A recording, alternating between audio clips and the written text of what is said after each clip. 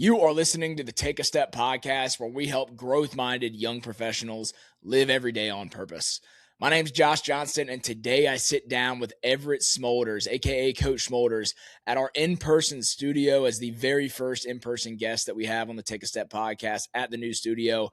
Man, we have such an inspiring conversation about everything from mindset that you need in order to handle and overcome adversity, whether if it's physically or any other personal ambitions. Adversity he's faced with building his business and personal brand, and man, just everything involving just continuing to move forward, not needing the perfect plan, but just taking the action imperfectly anyways. And I know you guys will really enjoy it. So with that said, let's take a step.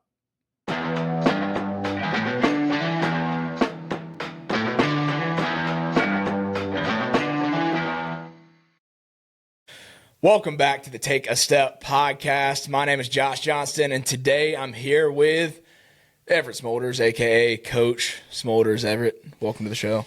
Thank you, and welcome to the workout class we did before this. Man, I think I tore my quad, but I'm glad to be here. It's been a fun morning so far. There was strategy behind this, so we'll dive into it later, but somebody who is an okay runner and taking him off his moral high ground a little bit from clocking 4-minute miles and brought him out to the Hugh Fitness this morning, put him through a little workout. And yeah, it was humbling, man. Yeah. I thought I'm going to be able to just jump in a High Rocks event and smoke everybody without any training. But Are you doing High Rocks now? Well, part of my hybrid athlete bone to pick is that they're not real athletes, and they're just, they like taking pictures in the mirror and the whole Instagram thing. But I'm going to prepare a little bit now. I'm not going to go into that thing untrained. The burpee broad jumps, those things will kill me. I legitimately, I was talking about my quad hurting. I legitimately hurt my quad. Okay. This morning doing the burpees, yeah. Okay. But we'll be all right. Nothing, yeah, man. Rub some dirt on it and yeah, we're good to go. I've seen the video. There's been a few videos I've seen recently of yours where it's like, these stupid hybrid athletes think they can just always talk about I can run more than the lifters and lift more than the runners, and it's just what's your bone to pick? Why can't somebody enjoy the best of both worlds? Well, let me preface by saying I think anyone getting out the door and being healthy and spending their time on their fitness and their health is good. So it's good that they are training. It's the performativeness and the mirror and the media. And I was on a podcast last week, and the guy was like, bro, you sound jealous of all the attention they're getting. But I just feel like they spend so much time on the optimization and the angles, and they don't actually get into the meat and bones of the competition and produce a high level of fitness. I think anyone who is at the best in their sport, in track, football, wrestling, MMA fighting, I think if you put them in a High Rocks, they're going to smoke everybody. Okay. So I guess it's not competitive, except they act like they're the most competitive people out of everyone. Yeah, because that's the best way I can put it. You're coming at it from the perspective, if you're actually trying to compete and be the best at your craft, then this isn't the format. Yeah, and if you're just trying to, throw around some balls on a Saturday and run around in circles, and you are self-aware of that, go knock yourself out. But just don't act like Michael Jordan Game 7 of the NBA Finals flu game when you're doing a 75-minute High Rocks. Oh, my gosh. I love it. I'm a hater, but it's half a joke, half not. But I will be doing a High Rocks one of these days to prove my point. Let's go. That's how petty I am. I'm gonna put myself through it just to say I told y'all so. Okay, I love it. Well, and I've actually done that with a lot of things. Whenever people are like, "Why do you run so far? What's the point? Your knees are gonna be busted out when you're older." I'm like, well, if I run a marathon when I'm 75 years old, are you still going to tell me that my knees are going to be blown out and busted? Yeah. And they're like, well, no, I guess I wouldn't. I would be like, well, I know a bunch of people in this sport who are doing that. I know a 68-year-old who did the Badwater 135, and that's kind of the trajectory I'm on. So I guess I'll just have to run a marathon when I'm 75 to prove my point. I love it. Well, we've already talked a little bit about it, but I'd love to just open it up to you before we dive in more to introduce yourself, however you think it makes sense. And for whoever's still watching, because I know some feathers have already been ruffled a little bit, but just if you were to introduce yourself to an audience of, young guys in their 20s and 30s who are building the foundation of their lives, like how would you introduce yourself? Yeah, my name's Everett Smulders. The internet, a lot of it knows me as Coach Smulders. Some people as the West Fly CEO, but I'm just a normal dude born and raised in Atlanta, Georgia. When I was a sophomore in high school, I discovered the sport of running, and I discovered I was decent at it. I took it as far as I could. Ran in college at the University of Mississippi. I went from like an average middle of the pack high school runner to being on one of the best track programs in the country for middle distance runners, 800 meter, 1500 meter, 5K, those kind of events on the track. One of my teammates that I was teammates with for 4 years went on and got fourth in the world in the 1500. He's like runs the equivalent of like a 343 mile. Yeah. Pretty crazy stuff. And so I went through those 5 years and had an experience that I'd never thought, I didn't even know was possible, and it was amazing. And when I graduated, I had no clue what I wanted to do with my life. I got a degree in general studies, which is a common student-athlete degree for student-athletes that are more like athlete students. Yeah, dude, I honestly didn't know that was a major. We used to joke around when I majored in business, which I feel like nowadays is the same thing. It's like, you don't know what you want to do. You're just going to put something down to have a major. And it's like, we used to always joke around like, yeah, I should have majored in general core. So to hear, I didn't even know there was a general studies major. The fancy term is interdisciplinary studies. Okay. But I started out in business, and then I got to the accounting classes, and I said, I'm not doing that. Yep. So then I switched over to general business, had no clue, or general studies, had no clue what I wanted to do. My track career was coming to an end. I was like, borderline elite pro, but also borderline going to spend the next 10 years of my life living with 4 roommates, trying to keep the dream alive and eating chicken and rice every night. And that wasn't really a path I was willing to take the risk to go down. But I had a lot of bucket list things I wanted to do that I couldn't do when I was running track in college. So that started out with a 100-miler, and then an Ironman, and then an ultra Ironman, and then a few more ultra marathons.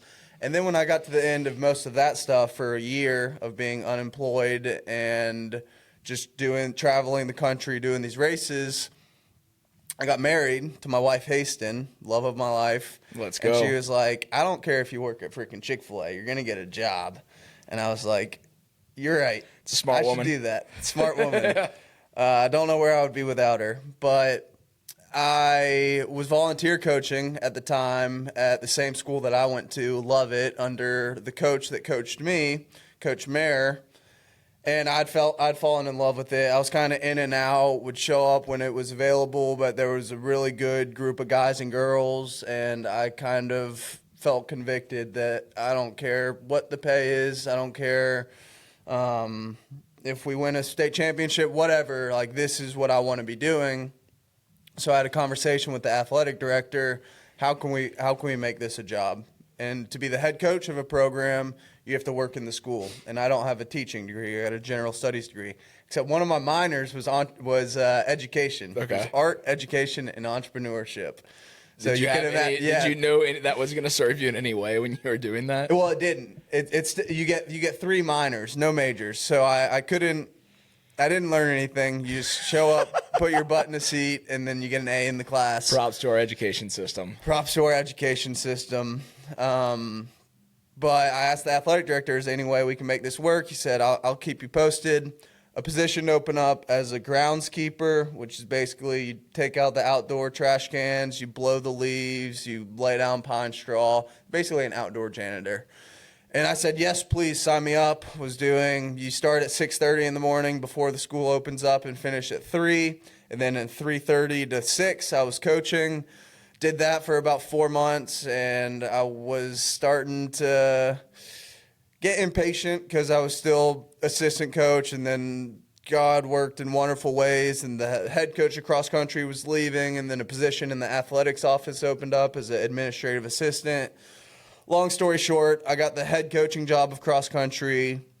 One of my really great friends, Matt Casper, was the head coach of the track program, so I took over the distance crew. He let me be in my domain and do what I wanted to do, which was great. And I had a really good group of athletes. So then I was just hit the ground running for the next 2.5 years and was all in on my coaching career. And then, this is getting to a really long introduction, basically my life story. It's perfect. And then I was leaving and then had felt like I accomplished what I wanted to in that job and wasn't seeing like what's next, what's the next step of growth. There were next steps, but it was not something that was getting me excited to get out of bed every day. My wife and I have always wanted to travel. So we spent the last 6 months living in Europe after I left that job, where I launched my online coaching services. Yeah. And now I'm back in Atlanta doing in-person, but my coaching company for busy adults who want to break 3 hours in the marathon. That's my basic tagline for the customers I'm serving. Just hit the ground running, and I'm just trying to take all the guesswork out of everyone's life who wants to get into running, optimize their schedule, and sounds really simple, but when you break it down, it's a it's a science, complex for business and a science. Dude, it's funny, and almost every guest I have on the show, there ends up being a common theme at some point, which is like there was never a clear path. It was always just like, I'm going to take the next step, pun intended, and figure it out from there. And it's funny how it's really turned into the message behind the brand of Take a Step is you find clarity through your actions. It's like every single action you take, every single step along the way opened up a new opportunity. And you would never know what those opportunities are had you not taken that step. So it's so many guys kind of hold themselves captive and have that analysis paralysis feeling like they have to have the perfect plan before they start. And I always say it's like you won't know the perfect plan until you do start. Yeah. And it's not always perfect, but you know what to do next. You don't need to know what you're going to be doing in 5, 10, 15, 20 years, but it opens up, hey, what is the next best step? And then take it and see what happens. Guys, we'll get back to the episode in just a moment, but I've got to take a second to tell you guys about the official sponsor of the Take a Step podcast, MMP Customs. They make all of the Take a Step apparel, and honestly, they're the best at what they do. I know Nathan Mooney, the owner, personally, and he is just someone who embodies the Take a Step mindset. He took action on this business a few years ago and turned his entire downstairs of his house into a full production facility. And at this facility, he's built an amazing team that serves clients both small and large. Whether if it's outfitting your staff, gifts for a client, or any custom branded merchandise, they're your people and they're fit for the job. Something really cool they recently did for Take a Step is on their website, they built out a custom page specific for Take a Step apparel and merchandise that I can now send people directly to, and I'll link that down below, and they can do the same for you. So if you have any need for custom apparel or merchandise, MMP Customs is the place. Let's get back into the episode. Yeah, and after a while, once you get that real world experience and you've gone through the cycle 4 or 5 times, you start to understand, okay, I don't need to figure the whole entire plan out now. I just need to figure out step 1 and go do that, and then I'll figure out the rest on the way. Like you were saying, with Take a Step social media, January 1st, 2023 was the first time you started posting on social media, which it's probably good you did it then, because now everyone's wanting to post on social media because they realize the power that it has. For sure, because now they realize, I think like the whole monetization of your personal brand is huge right now, and I think a lot of people are trying to grow from a monetary perspective. Back then when I was starting, it was a couple years after COVID, and during COVID everyone wanted to be an influencer. Yeah. Like everybody was trying to, pick up a camera and document and try to, whether if it was talking about their life or being an expert in some area. And for me, that was one of the biggest bottlenecks to me, like even starting, was I didn't want people to think, oh, Josh is trying to be, yada yada yada. Like I thought I was a huge approval guy, and growing up, and like I was always trying to get the validation of my peers and people in my friend groups. Part of that was because I was tiny growing up, and I played baseball and football, and always felt like I was like I was just like I craved the approval of everyone else around me, and I think that trickled over into my decision making pattern, and why it took me so long to pursue that, because I knew for a long time that I wanted to start creating content around, or not just creating content, but building a community and starting to try to have an impact in the things that were important to me, which were helping people take action and find more purpose in the life that they were living. And For so long, it was just like, what are people going to think if I make this account, if I make this post, if I say this, if I put myself out there to be like that? And I think what I realize now is there like 90% of people are in those same shoes, but no one wants to talk about it. No one wants to admit it. And it could be posting something. It could be leaving their job and doing something else. It could be finally taking action on having some sort of physical transformation. It could be asking the girl on a date. It could be proposing. It could be buying the house. Like wherever you're at in life, whatever that step is, there's something that so many people stop themselves from doing, and it's almost always fear-based. I usually say it's comfort-based. I think we live in a world where people love making the comfortable decision on repeat, which leads to that habitual nature of finding yourself in a hole where you can't do something that's uncomfortable. Yeah, it's terrifying. Yeah, and I know I never saw. I know we grew up kind of in the same area, but I never saw the kind of the come up of your social media presence until I looked like 2 years ago, because you were coaching one of our mutual friends. You got to go a little further back than that if you really do your due diligence. Yeah, I can. Yeah. But I'm saying, like, I didn't look. I didn't see what you were doing until a couple years ago. Oh, I get what you're saying. When you were coaching one of our mutual friends, and I looked, I'm like, because I remembered the name. We were never super close growing up, but I remembered the name, and I'm like, Everett got 20,000 followers. Yeah. What, like, I don't know, like, what? How did that growth happen? Well, that's a whole long story, which I'll dive into and rant on in a second. But a question about your experience putting yourself online and just going nose first into it.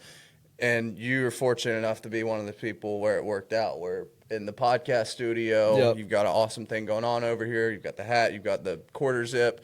And so it's like, yeah, that was great. But let's say it didn't.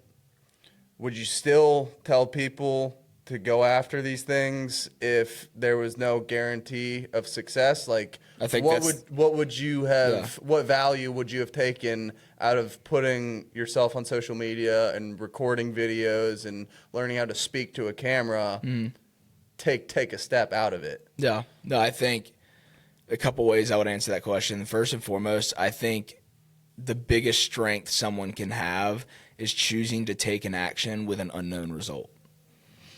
And that's faith at the end of the day. It is faith. And I think there's two decision-making patterns, and they're both, one's based on faith, the other is based on fear.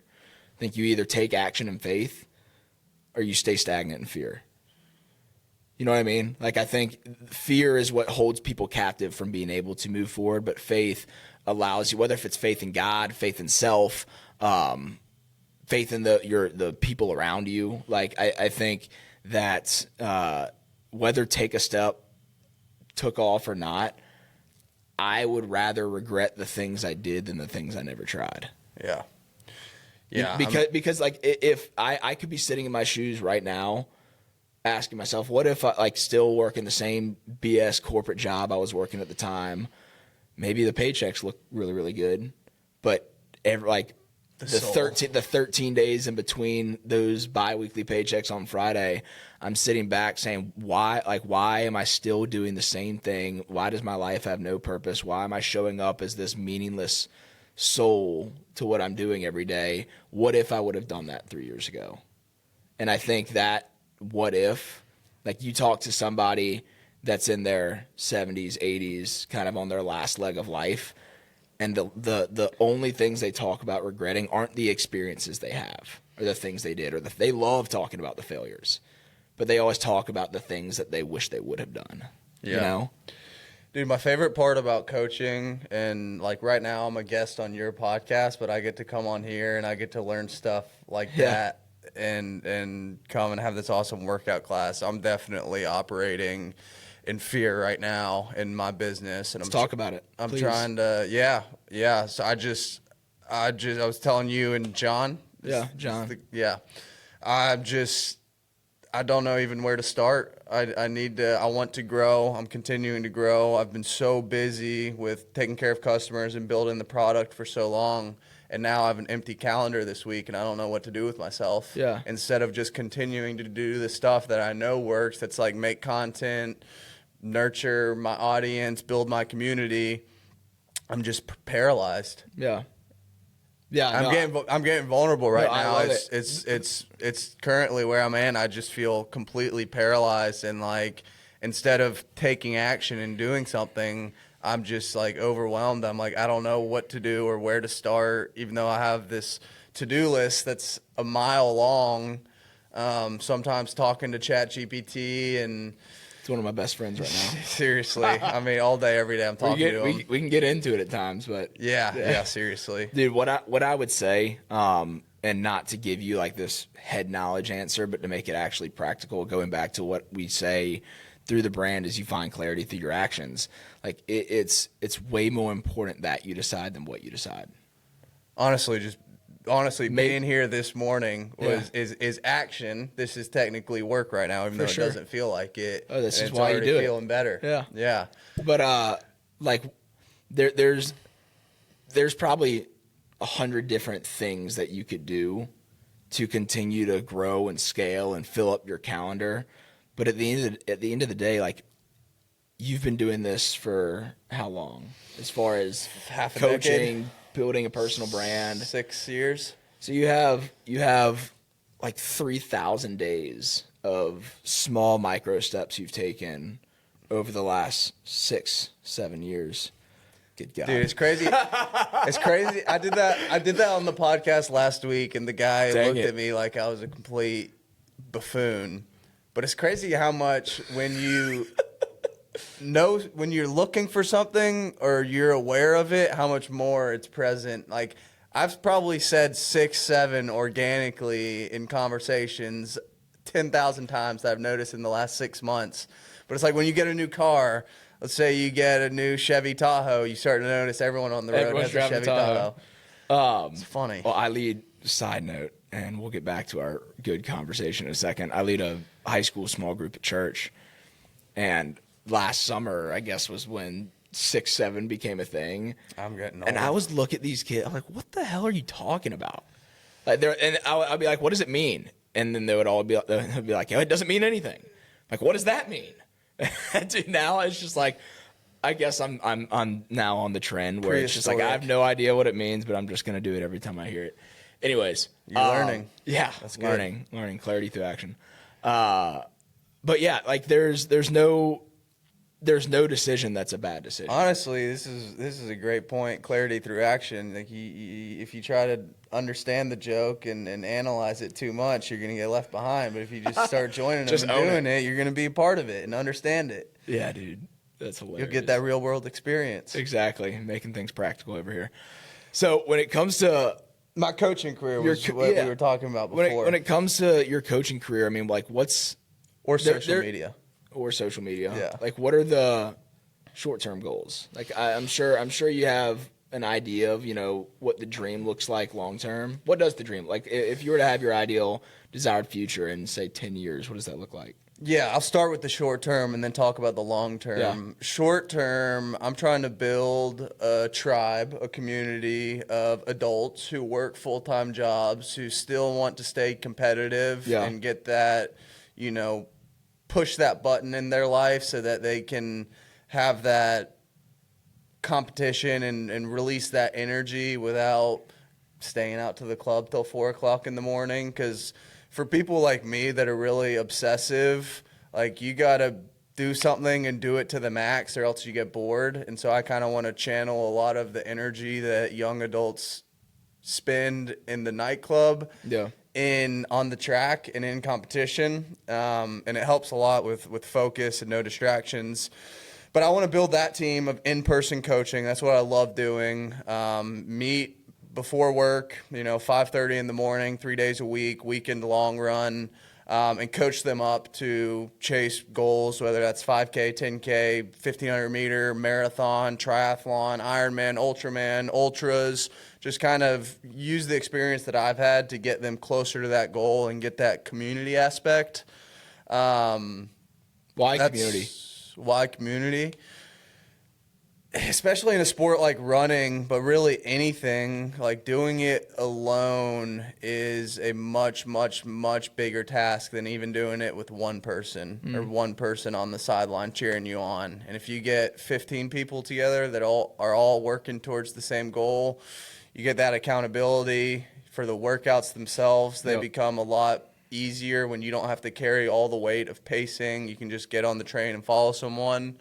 Social aspect, leadership aspect. Yeah, dude. Just it's a team For sure. You're speaking, and I can say, because the community we built, it's called the Tribe. Yeah. I love that you said that. Yeah.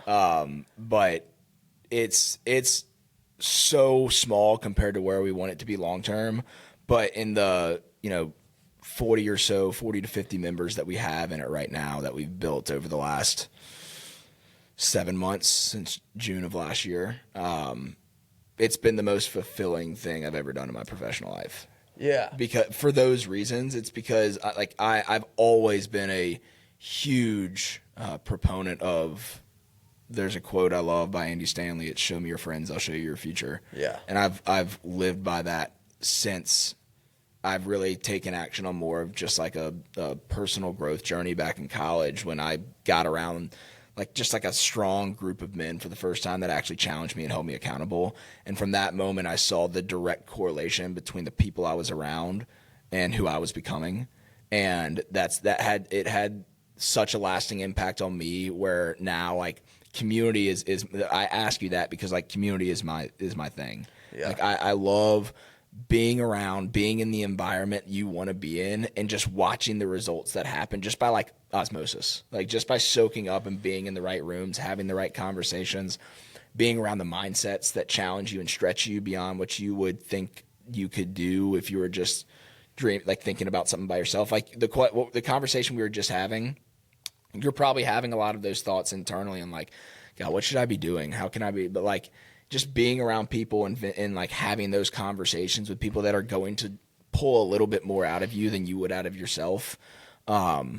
Now, a caveat to that, before you go on to the caveat, I've got something about that and about team versus individual.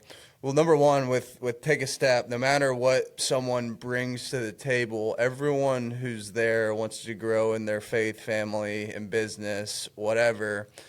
And so when I say whatever, I mean what I don't know what your mission statement is. So we have a step framework: strength, tribe, expertise, and praise. Strength being mental and physical, tribe being friends and family, expertise being professional and finance, and then praise being, we call it the tree and the fruit, how you grow in your spiritual life internally and your connection and relationship with God, and then how is that shown externally? Right. And regardless if someone has all that figured out and can bring something to the table and offer you value and helping you out, you're still with people who are trying to do the same thing as you. Amen. Yeah. And work towards the same goal together. Yep. One of the things that drove me craziest coaching high school sports, and I was program director, so there was also middle school, but it was the kids with the bad attitudes that acted like they didn't want to be there, too cool for school, and I wanted to be no one's holding a gun to your head and saying you have to be here at my practice. Granted, it is high school sports. You chose this. I mean, for the most their part, parents chose it for a lot of them. But the point I'm making is you're with people who are trying to do the same thing as you and probably have same interests than you because they've signed up for the same group. So yeah, I think that aspect of it is huge, and also it's just how I like to spend my time. Yeah, for sure. So that's short term, building the community and the team, and then continuing to refine my product of taking all the guesswork out of a busy person's schedule, so they just need to look at their calendar every day, and it's got all the resource centers in it, so every mile they run has intention behind it, every single rep in the gym, every single mobility drill, all that good stuff. And then summer camp this summer for high school cross-country runners, I'm going to put them through a transformation program. It's going to have them equipped when they go off to their school practice in August to go crush the season. Yeah. And then August is probably where I'm going to be looking at physical location, and the mission of that place is going to be everything under one roof to help you achieve your endurance goals.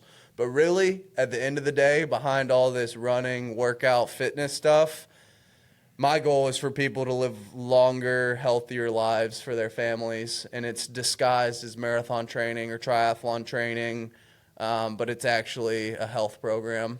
Yeah. And where a lot of people go wrong in their training for health, like working adults, it becomes more important to people when they're 35 or 40, when they start realizing, wow, I'm halfway there. I got to start taking this health thing a little bit more seriously. A lot of times they're missing those high intensity intervals. If they're just doing marathons, they're missing weight training. And I think the ideal kind of system is probably 3 to 4 days a week weight training, 1 high intensity interval session and 1 longer session. And then everything in between, you kind of throw in that zone 2 maintenance, kind of keep the body well oiled for the next session. Yeah. So building the community, getting the physical location, honing in what the training programs are. What does that look like in 10 years?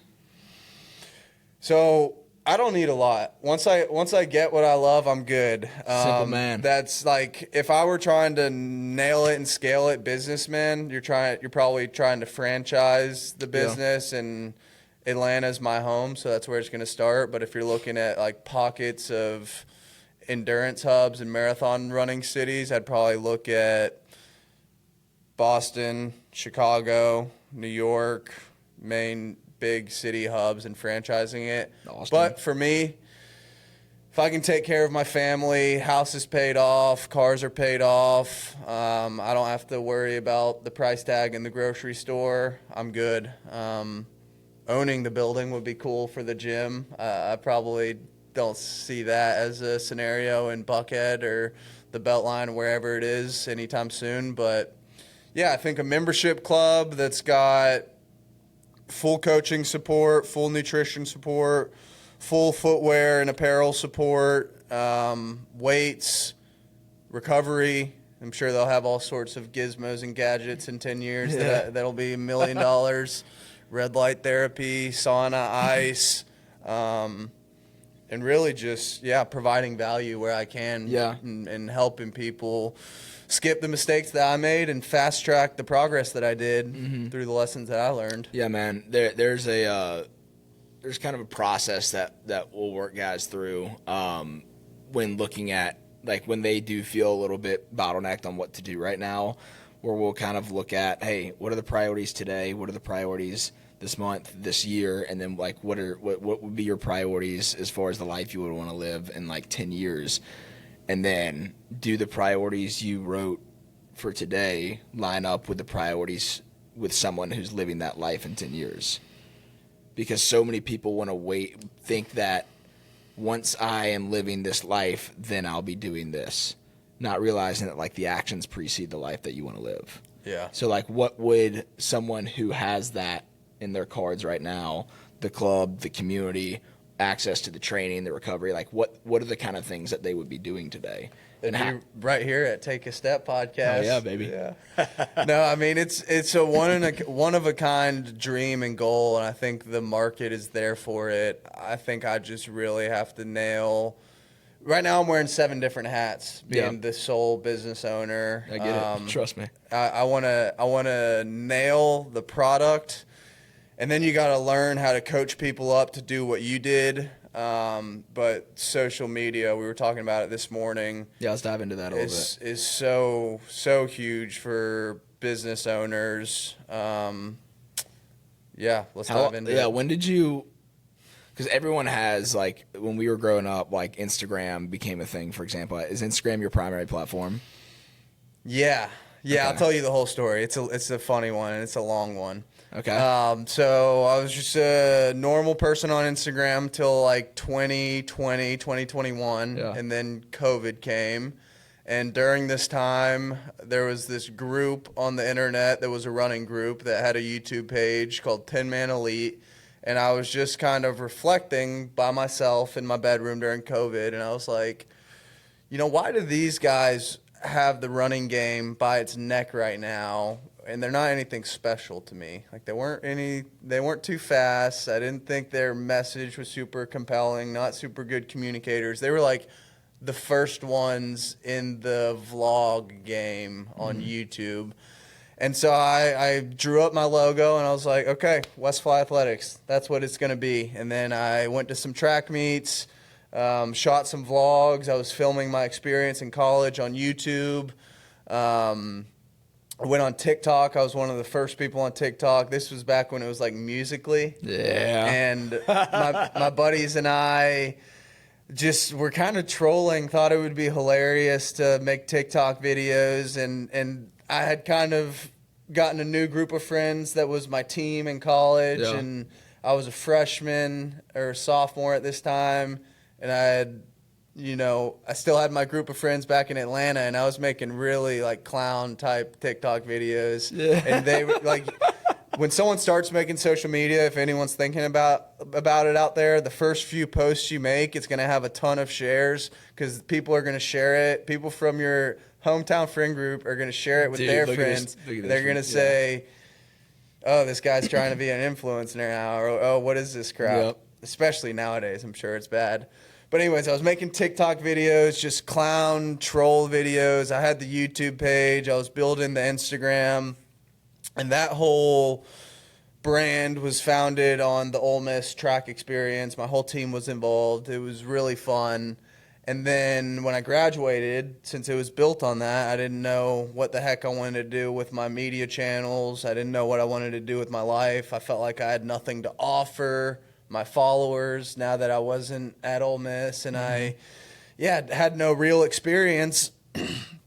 And so I was kind of on and off, 1 foot in, 1 foot out for a year, filming a lot of my ultra stuff.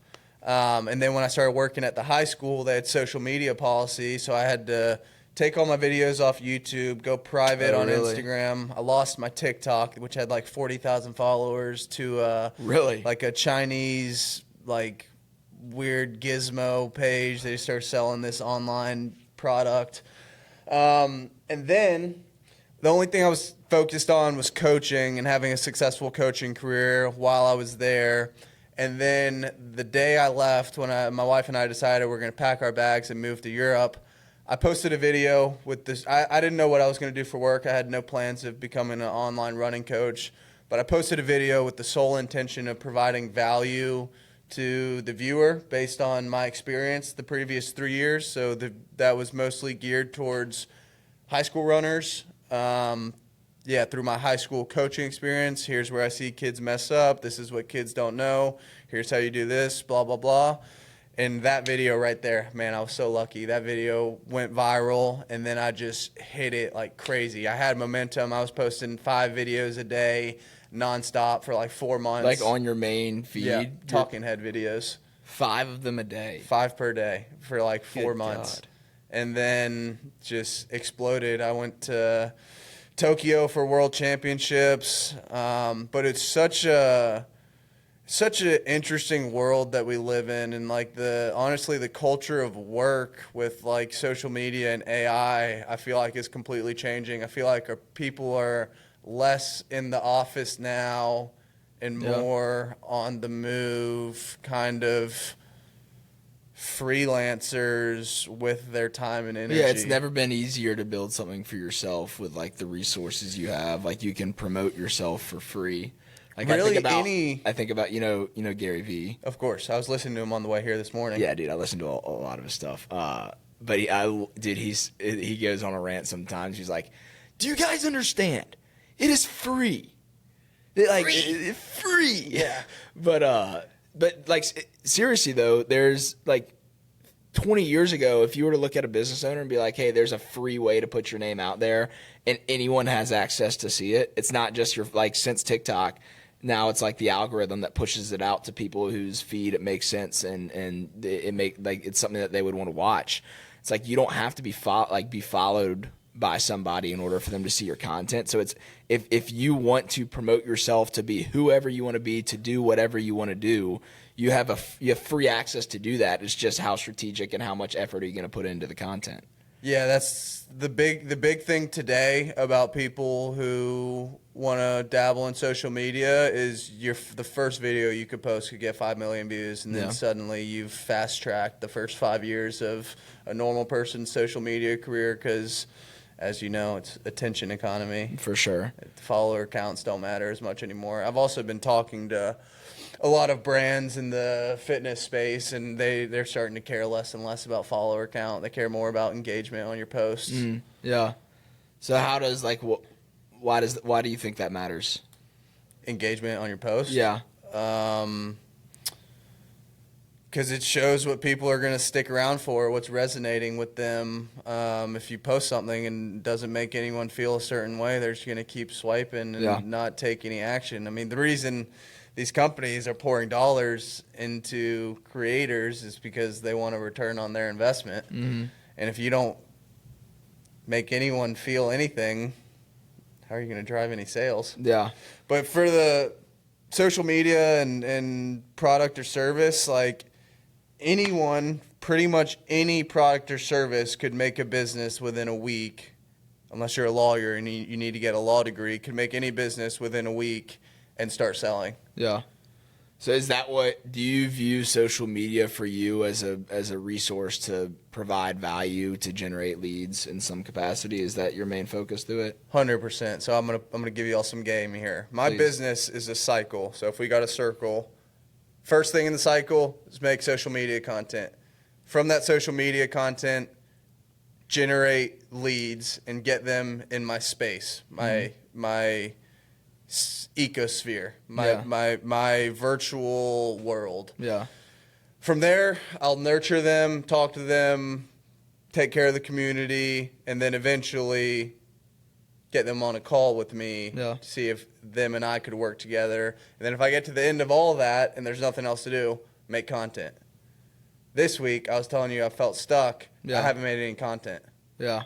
That's the issue. But also the issue is like, man, I got to make another one of these videos. What am I even going to say? I don't have anything valuable to give. If I make something, it'll be inauthentic and I'll just be forcing it. So just a little step back. Yeah. I was talking with a buddy a couple weeks ago who's been wanting to build a brand for himself, and he's always wanted to build something but never has known like what it is going to be, like what's his niche, what's the thing he wants to talk about, what does he want to own that's like his thing that he makes content on. And that same conversation's coming up right now because what we got to is like maybe that is your niche.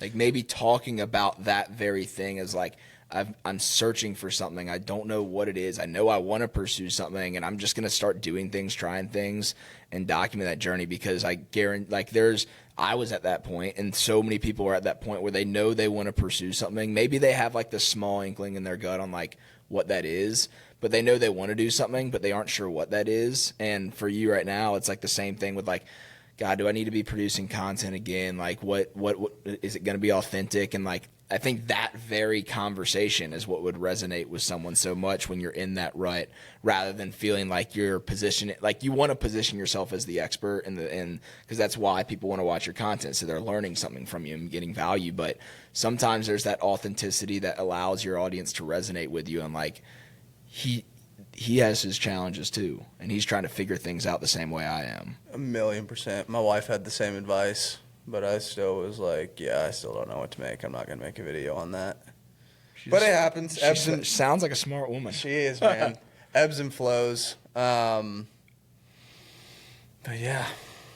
So what's the dude, one thing I want to talk about is because like a lot of it comes to mind because like there's a lot of adversity that comes in being in those ruts.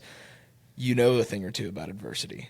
Yeah, we talking about that video? Yeah, we're talking about the video. I'll set the stage and I'll let you run with it. Sophomore year, so which would have been graduated 2015. Okay, it's 2015. State championship 1600 in Georgia. We are Everett's about 20 meters, 15 meters from the finish line. He's got first place in the bag to win the state championship as a sophomore in high school. So close you could smell it. Yeah, literally, he's can reach out and grab it. Legs give out, face plants. What happens from there? Yeah, what happens from there is I crawl across the finish line and then get taken to the medical area, and the person in the ambulance checks me out. What happened before that was it was the state championship, and I was all in this season. This was the first season I was all in on running. The previous cross-country season, I found a little bit of success, and I was like, okay, I want to go for this thing. I want to go all in. State championship gets there. I'm nervous as hell. 800 meters out, I just take off like a bat out of hell, and I run out of real estate. My brain overrides my body's ability to stay up, get wobbly legs, just can't hold my composure until the line. Hit the deck with 10 meters to go. Guy in second place runs around me. I crawl across, and it was devastating. It was like everything the previous 6 months had went to that one moment, and I was so close. I could taste it. Had never won a state title before. Had never really thought of myself as an elite athlete before, and I was right there about to be a state champion, and it fumbled right in front of my hands. The next day, I came back in the 800 and got second again. I thought I was going to write my hero story and get one. So it was the next day? Yes, because there's multiple events. I had the 1600 day one, 800 day two. Okay. I get runner-up in there as well, and then my aunt and uncle who are at the meet with me. My parents couldn't be there for some reason, and my psychotic 14, 15, 16-year-old self was bawling, crying, devastated, no cool down, was beyond upset at my circumstances. Mm-hmm. I took a Sharpie in my aunt and uncle's minivan, and I wrote second place like all over my body. Like, dude, I freaking love this. Complete idiot. If I saw some kid doing that nowadays, I would be like, put the freaking Sharpie down and quit acting like you're all tough. And we stopped at a gas station. I punched a brick wall a few times, still got some scars on my knuckles. All that to say, it was a rough weekend for your boy. And then the next year, I was only focused on this one thing of coming back and writing my revenge story, my success story. And that's exactly what happened. I worked harder than anyone I've ever seen anyone work to this day, having coached people, at least high schoolers. For the next 365 days, no snooze on alarm clocks, no lack of effort in practice, maybe a few stupid things I did outside of practice for the next many years that I learned along the way. But I basically just went obsessed, and this became my thing. I also felt like I wasn't great at anything before the running thing, and now I found this thing, and I was getting so much praise for it. And my parents of my friends were, I was fixing my reputation a little bit, and I just ran with it as far as I could, no pun intended. And I ended up getting a walk-on spot at the University of Mississippi. I wanted to run at UGA my whole life because my grandfather and my mom went there. I see. Who is that? Matthew Stafford right there? Stafford. Yeah. But you can't see behind the door, which, sorry for those of you who are listening. John is a Florida fan. Yeah. There's a Tim Tebow. Tim Tebow, of course. And every time he's not in here, I'll open the door and cover up the Tebow jersey, and there's only Stafford sitting there. Also, side note, was beat up this morning because I did the Athens Marathon on Saturday. So I'm still recovering from that. Give me a little grace. There's the excuse. I love it. And then, y'all already know the Ole Miss and the Ultra story, but so like before the fall, would you have considered yourself a hard worker?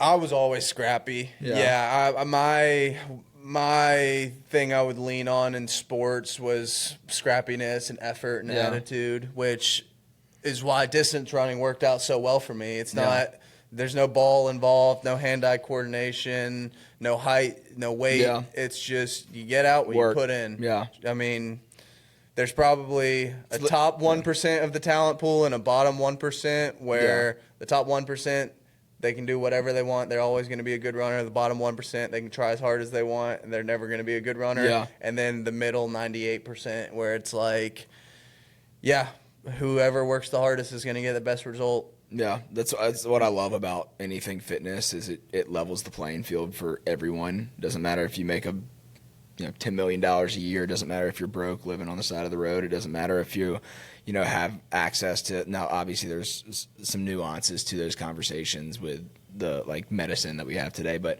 for the vast majority of the people, you get out what you put in. Yeah. It's strictly like I always talk about your body's a walking billboard for who you claim to be. It's like you walk in any room and you can already present you already have a brand associated with you, and you don't even have to open your mouth. Yeah.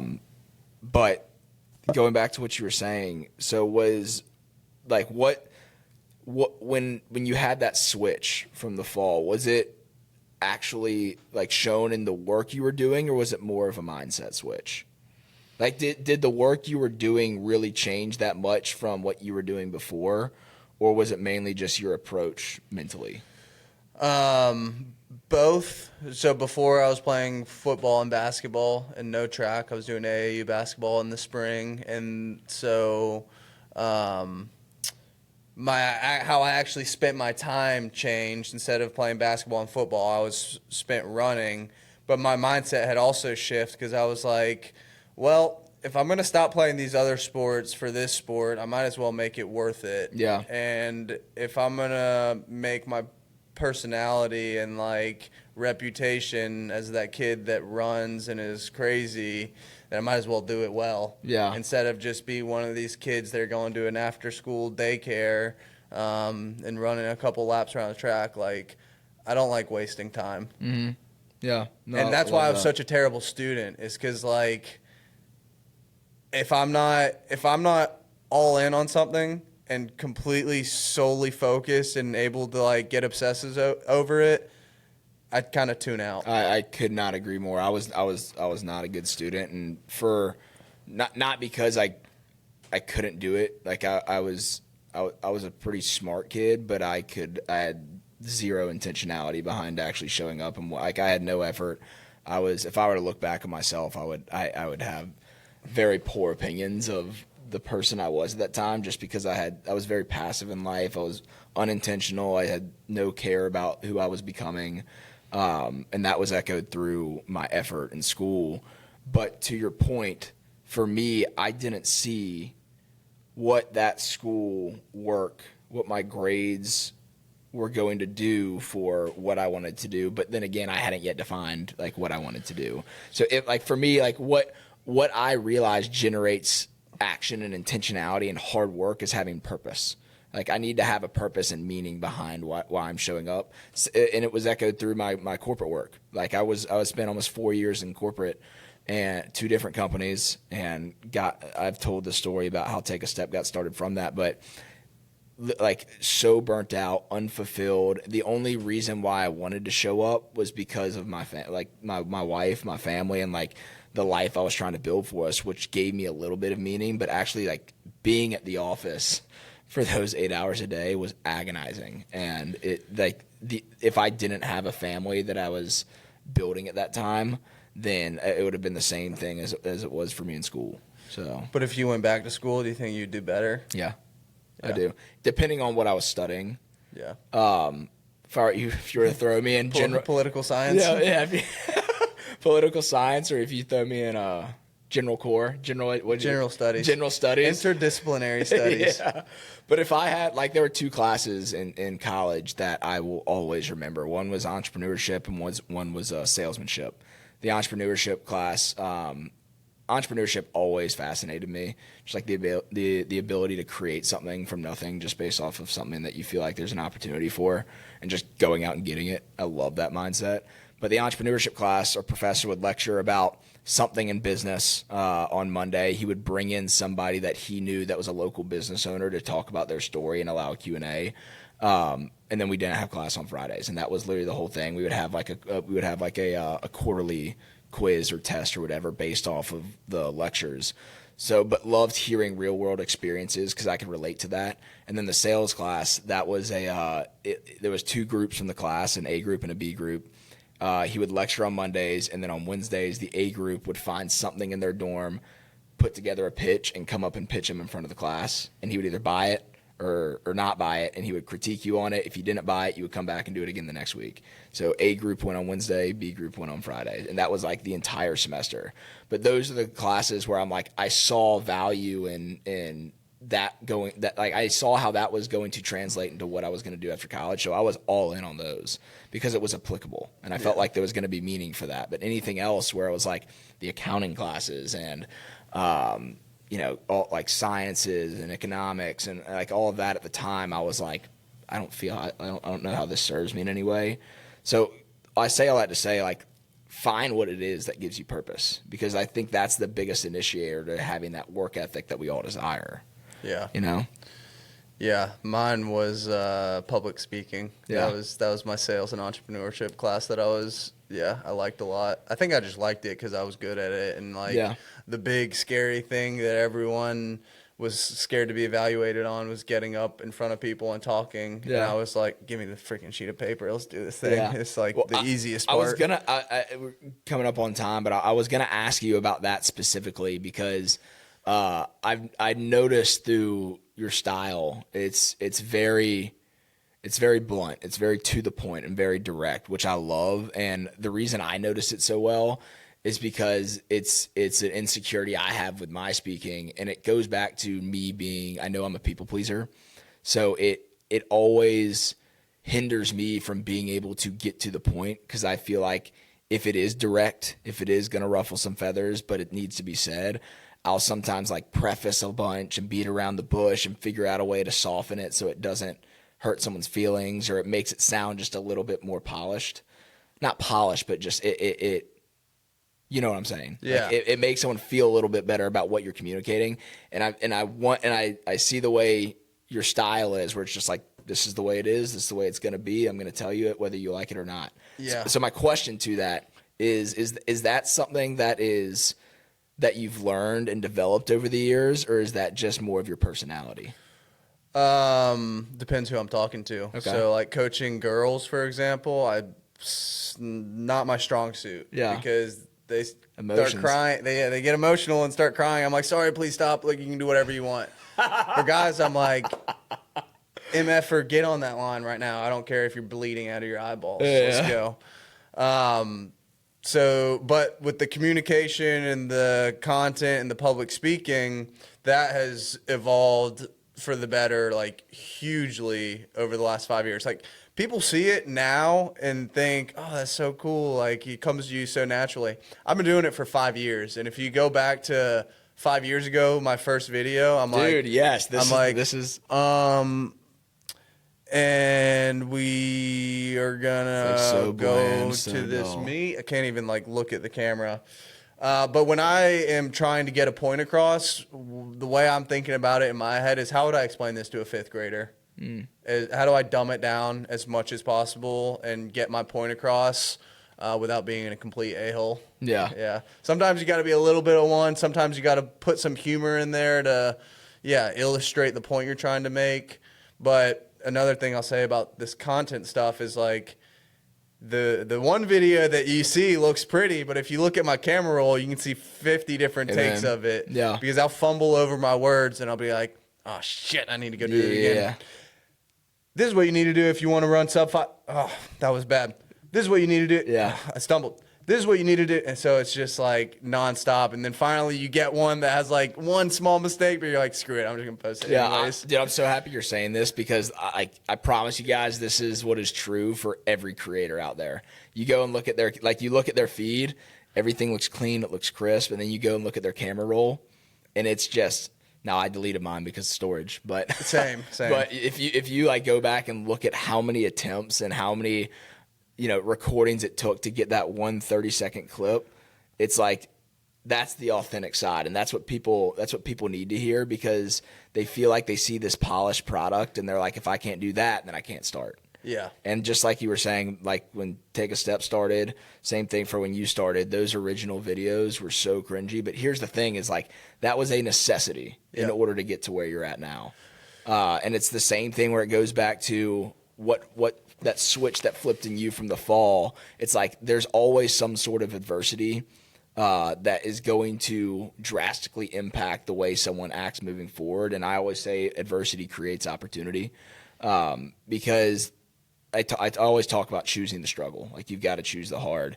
And the way I say it is, like, you choose hard and life gets easy. You choose easy and life gets hard. Yeah. But, like, either way, the hard time is it's inevitable. Yeah. So, like, the question then becomes, like, are you going to choose to face the hard now? Or are you going to choose to do what's not hard, do what's easy, but be forced into it later? Man, you sound like an ultra marathoner. Voluntary suffering, baby. I've dove into the world. I ran my first marathon at the end of 2023, ran a 50 miler in December of 24.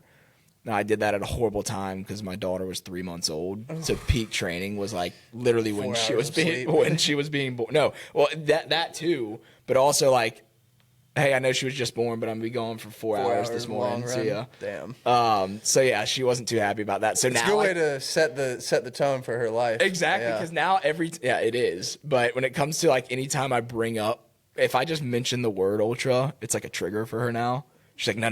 Daughter or wife? Wife. Yeah. She's like, absolutely not. Yeah. But I took 2025 off of any races because I'm like, all right, into 2024.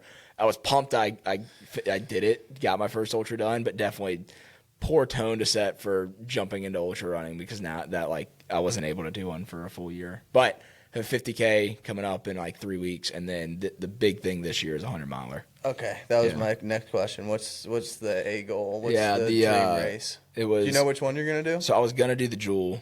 The Georgia Jewel. That was it's a gnarly one to jump in. Well, I was going to, and then when we were building out, we do the big ass calendar. Yeah, I saw it over there. Yeah, but that was last year's, and we built out this year's, and I was putting the Jewel on the calendar, and I was looking up the date and everything, literally on our daughter's birthday. And I started to make the argument to her that she won't remember it. No, that she won't remember it. That she'll have many more birthdays. And then as those words are coming out of my mouth, I'm like, what am I saying? Like, I'll find. It's the fact that it's the 100-miler. It's not that 100-miler. Like, I can find another. So I'm doing the Pinhoti 100 in November. Man, savage. You like the trails? Yeah, I love the trails. The other thing we were talking about earlier, and I want to say this before I forget, is like, yeah, the beginning is tough, and you're not going to see any results for a long time. But if you're going to choose to do something like make content, start a business, pick up a new sport where you want to do a 50-miler, a 100-miler, like, do it. Go all in. Yeah. Don't half-ass it, because then you're going to get the worst of both worlds. Then you're going to get called cringe and stupid, and you're not going to see any results from it. So you'll just go through all the pain without any of the lessons learned along the way. So, like, the pure amount of volume you can do towards this one thing, whether that's like shooting talking head videos or getting miles in or building your product, is what's going to get you closer to that result. So if you want to get 10,000 followers on Instagram, and you want to do it as fast as possible, post 5 or 10 times a day. Yeah. It's not doing it once a week. If you do it once a week, that's going to be 52 times in a year. Someone's going to make just as much progress as you make in a year in 10 days if they're posting 5 times a day. Yeah. Similar with ultramarathoning. Now with track running and road racing, you got to let time do its thing. Yeah, for sure. You can only train so much. It's a process. But yeah, dude, like, on that note, like, if you're going to jump. Yep. Don't dip Nose your toe in the first. water. Yep. Take the step. Totally. Take the step. Dude, this has been a great conversation. Absolutely, my brother. Thank you for coming on. We got to do it again. For sure. If people want to follow along with what you're doing, where can they find you? Coach Smulders on Instagram, westfly.trained on YouTube. That's pretty much all I use. Awesome. Love it. Well, guys, thank you for listening to another episode of the Take a Step podcast. If you enjoyed it, please leave a rating or a review on whichever platform you're listening. And always remember that no matter where you are on your growth journey, every mile begins with a step. Peace.